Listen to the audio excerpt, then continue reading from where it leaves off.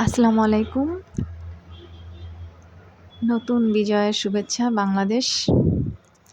আজ স্বাধীনতার ৫৫তম বিজয় দিবস আমরা পালন করছি। ভিডিওটা কয়েকদিন আগের ধারণ করা। আমাদের টোলঘর এবং এটা হচ্ছে সেতুর উপরে সকালের ভিউ এবং সন্ধ্যার ভিউ।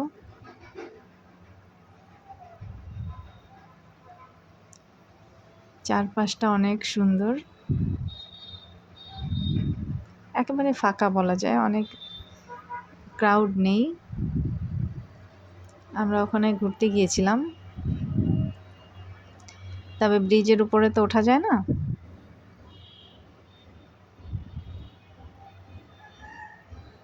এটা হচ্ছে দপদপিয়া ব্রিজ, এরপরে হচ্ছে বরিশাল ইউনিভার্সিটি।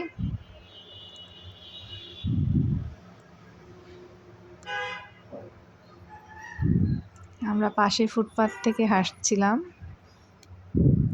যদিও সন্ধ্যার সময় হওয়ার কারণে ক্রাউড কম ছিল।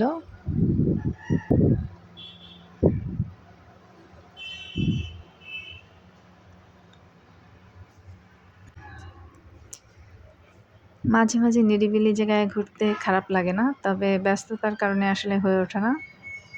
আলহামদুলিল্লাহ বছরটা ভালো কেটেছে, আগামী বছর ইনশাল্লাহ ভালো কাটবে। আমার কাছে মনে হয় যত বেশি ব্যস্ত থাকা যায় ততই ভালো। আমি চাই আগামী বছর আরও ব্যস্ত থাকি,